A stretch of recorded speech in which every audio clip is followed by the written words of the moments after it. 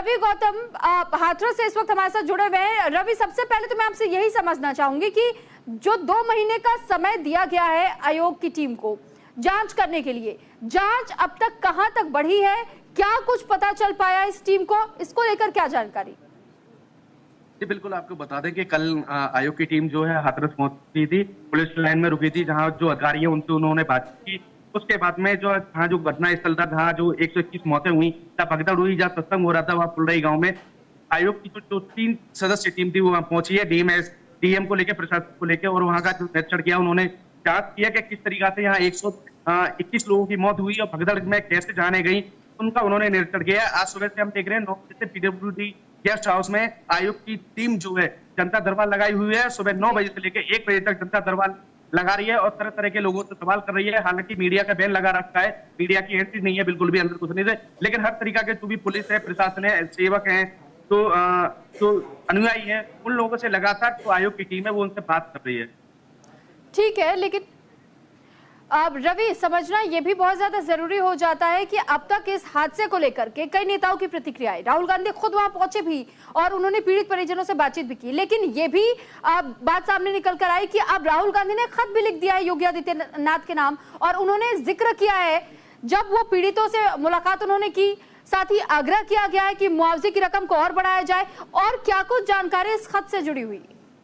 बिल्कुल, देखिए, राहुल गांधी हाथरस के रविपुर में पहुंचे थे। वहां जो पार्क में जो 4-5 लोगों के जो परिवार थे, जिनके घर में ट्रेजरी और इंजर्ड जो हुए थे, उन लोगों से, परिवार के लोगों से बातचीत की। हालांकि जो धनराशि है 2 लाख रुपए वो बहुत ही कम है। राहुल गांधी ने हर चीज का हर भरोसा दिया परिवार को कि हम आपके साथ खड़े हैं, और जो मुआवजा जो 2 लाख रुपए दिया था वो भी उन्होंने कम बताया। सरकार के लिए उन्होंने योगी आदित्यनाथ के लिए खत भी लिखा है। उन्होंने कहा है कि हर दोषी दोषी है उनके खिलाफ कार्रवाई की जाए, और जो हर समझ जो गरीब है, जो जिनके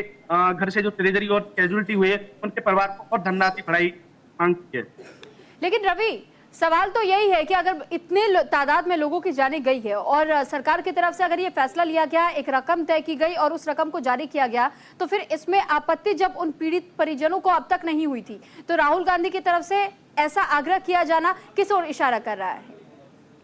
देखिए, बिल्कुल, देखिए, पॉलिटिकल चीज है। आज तो है राहुल गांधी है, वो अपनी तरफ से जो भी है वो अपना इशारा कर रही है कि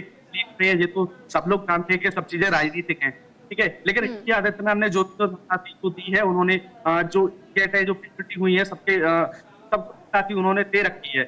लेकिन राहुल गांधी धनराशि जो मृतक के परिवार हैं, जो घायल के परिवार हैं, सबको धनराशि दे दी है। लेकिन हालांकि राहुल गांधी कह रहे हैं और ऐसा कह रहे हैं कि धनराशि और आगे बढ़ानी चाहिए, ये तो एक पॉलिटिकल। अच्छा, चौंकाने वाली चीज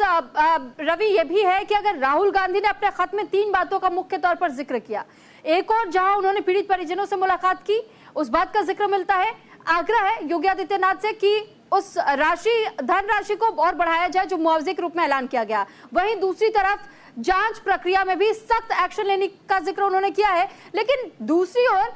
कहीं भोले बाबा का जिक्र नहीं है उस खत में। शाकाहारी को लेकर उनके तरफ से कहीं कोई टीका टिप्पणी या फिर किसी प्रकार का कोई जिक्र ना उनके तरफ से किया गया, ना कोई आग्रह किया गया कि उसके खिलाफ भी एक्शन लिया जाए, क्योंकि आखिर लोग तो उस बाबा के सत्संग में पहुंचे थे, बाबा को देखने के लिए पहुंचे थे, लेकिन 4 दिनों के बाद बाबा वापस आते हैं, बयान दे देते हैं और उसके बाद पूरा मामला अचानक शांत हो जाता है, पूरा एंगल चेंज हो जाता है। देखिए, कहीं ना कहीं देखिए राजनीतिक हैं जो बाबा को संरक्षण दे रहे हैं। अब ये अभी सामने नहीं आया पा रहा कि किनका उनपे हाथ है, सपा का है, बसपा का है, कांग्रेस का है, किसका हाथ है ये पता नहीं अभी चल पा रहा है। हालांकि पुलिस प्रशासन इसमें लगा हुआ है कि बाबा को इतने सालों से जो प्रोग्राम कराते हैं, इनको इन्वेस्ट कहाँ से आता है, इनके पास पैसा कहाँ से आता है, फंडिंग कहाँ से होती है, इन चीजों पे लगातार पुलिस प्रशासन जो है लगातार लग रहा है और अपनी मेहनत भी कर रहा है, काम भी कर रहा है। मैनपुरी में ले लीजिए और हाथरस में ले लीजिए, लगातार पुलिस जो है दबी से दे रही है, काम कर रही है, लेकिन अभी तक ये सामने नहीं आ पा रहा है कि हालांकि उनका पॉलिटिकल हाथ किसका है। यानी ये कहना बिल्कुल भी गलत नहीं है कि राजनीतिक संरक्षण के तहत ही बाबा अब तक एफआईआर की सूची में उनका नाम नहीं आता है और उनको कहीं ना कहीं बचाने की कोशिश कुछ पार्टियों की तरफ से जरूर की जा रही है। बिल्कुल, देखिए, बाबा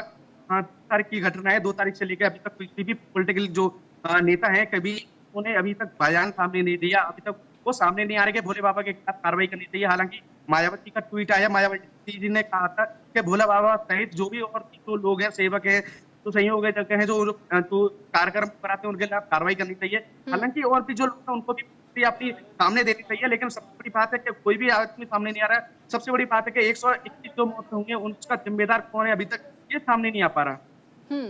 तो जवाबदेही किसकी तय होनी है, अब तक भी ये तय नहीं किया जा सका है। बहुत शुक्रिया रवि आपका तमाम जानकारी हम तक पहुंचाने के लिए। लेकिन सवाल लगातार यही बना हुआ है कि एक और जहां भोले बाबा ने अपनी सफाई दे दी और ये कह दिया कि इस मामले में जांच होनी चाहिए, दोष सिद्ध होता है तो उनके खिलाफ एक्शन भी लिया जाना चाहिए। और हमारी शोक सांत्वना उस पीड़ित परिजनों के साथ है जिन्होंने अपने परिवार के सदस्यों को गंवाया। लेकिन सवाल ये भी